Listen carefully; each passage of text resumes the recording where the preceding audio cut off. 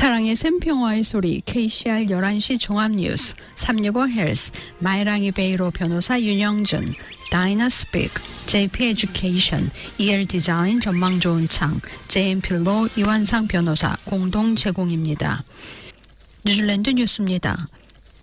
콜로직은 7월 전국 주택 중간값이 0.5% 하락해 5개월 연속 하락했다고 밝혔습니다. 콜로직의 주택가치 지수에 따르면 7월 뉴질랜드 전체 주택의 중간값은 82만 7,515달러로 6월에 비해 0.5% 하락했으며 2월 여름 대비 2.5% 하락했습니다. 전국 중간값은 2022년 1월에 기록한 사상 최고치인 98만 2,918달러에서 15만 5,403달러가 하락해 16% 하락했습니다. 크라이처치에서 0.1%에서 타우랑아가 0.9%까지 모든 주요 중심지의 7월 주택 중간값이 6월 대비 하락했습니다. 올해 2분기에도 크라이처치 1.4%에서 오클랜드와 웰링턴 2.7%까지 모든 주요 중심지에서 하락세를 기록했습니다.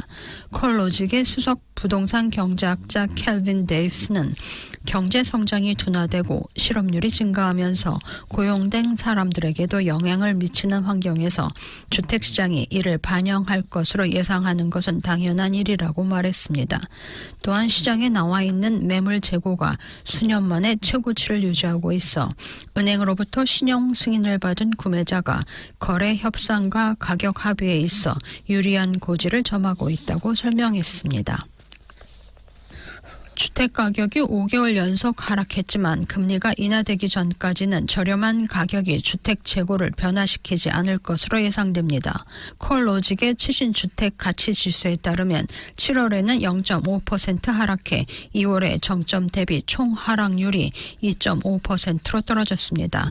리서치 책임자 닉 구달은 시장이 다시 성장하고 움직이기 위해서는 금리가 크게 하락해야 하지만 수요는 있지만 신용 경색으로 인해 그 수요가 억제되고 있기 때문에 역학관계는 약간 균형을 이루고 있다고 말했습니다. 그는 금리 인하로 경제성이 개선되면 집값의 상승 압력이 가해질 것이라고 말했습니다. 오클랜드와 웰링턴은 4월 이후 각각 2.7% 하락하며 최근 몇 달 동안 가장 완만한 수치를 기록했습니다. 크라이처치는 7월에 0.1%만 하락해 더 안정적이었습니다. 구달은 오클랜드가 여전히 상대적으로 비싼 시장이지만 높은 금리로 인해 특히 약세를 보였다고 말했습니다. 전국적으로 주택 가격은 호황기였던 2022년 1월의 최고치인 98만 2,918달러보다 약 16% 낮은 수준에 머물러 있지만 코로나 이전 수준보다는 여전히 약 19% 높은 수준입니다.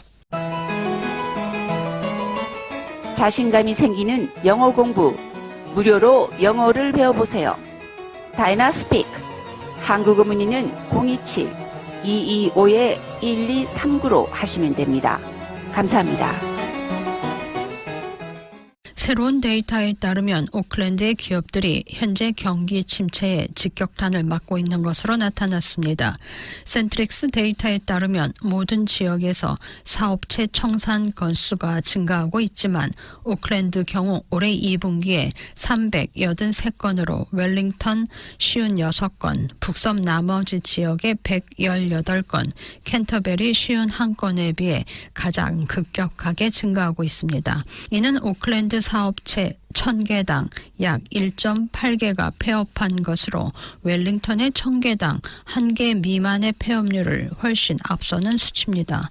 ASB의 수석 경제학자 마이크 존스는 오클랜드에서 토지와 주택의 가치가 높아져 가계와 기업이 더 많은 부채를 안고 있는 경향이 있다고 말했습니다.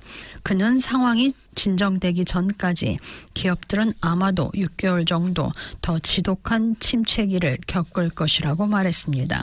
센트릭스의 최신 데이터에 따르면 지난 12개월 동안 전체 청산 건수가 19% 증가했습니다. 특히 건설과 부동산이 큰 영향을 받았습니다. 청산 데이터 외에도 센트릭스는 청산되지 않은 회사의 폐업 건수가 1년 전보다 32% 증가했다고 밝혔습니다. 커머스 커미션 상업위원회는 식료품 공급 강령 Grocery Supply 코드가 발효된 지 1년도 채 되지 않아 새 강령에 대한 검토에 착수합니다. 경쟁감시기관은 이 강령이 대형 슈퍼마켓과 공급업체 간의 지속적인 힘의 불균형을 해결하는 데 도움이 되는지 확인하기 위한 것이라고 말했습니다. 식료품 공급 강령은 지난해 식료품 산업 경쟁법에 따라 도입돼 2023년 9월에 발효되고 올해 3월에 전면 시행됐습니다.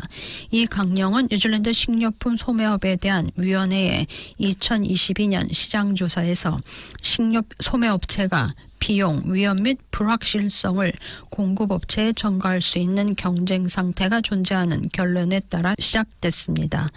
힘의 불균형은 공급업체의 투자와 혁신에 대한 능력과 인센티브를 감소시켜 소비자의 선택권을 감소시킬 수 있다고 위원회는 작년에 강령에 대한 발표에서 말했습니다.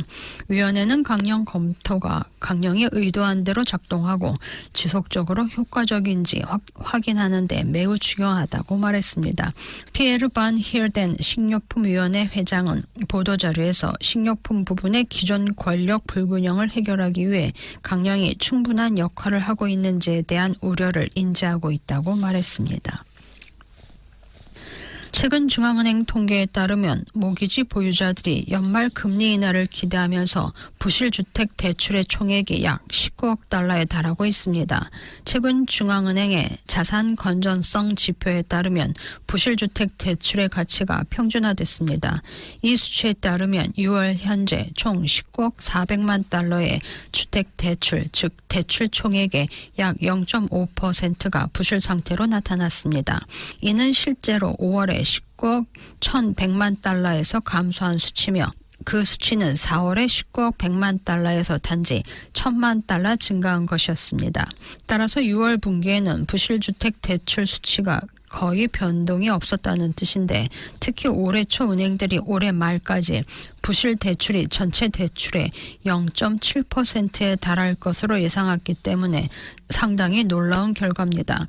비교를 위해 2009년과 2011년 사이에 부실주택 대출 비율이 꾸준히 1% 또는 그보다 약간 높았습니다. 지금까지 전해드린 뉴질랜드 뉴스는 뉴스허브, 원뉴스, RNZ, 뉴질랜드 헤럴드, 스타프, interest.co.nz에서 간추렸습니다. 오늘의 환율 정보입니다.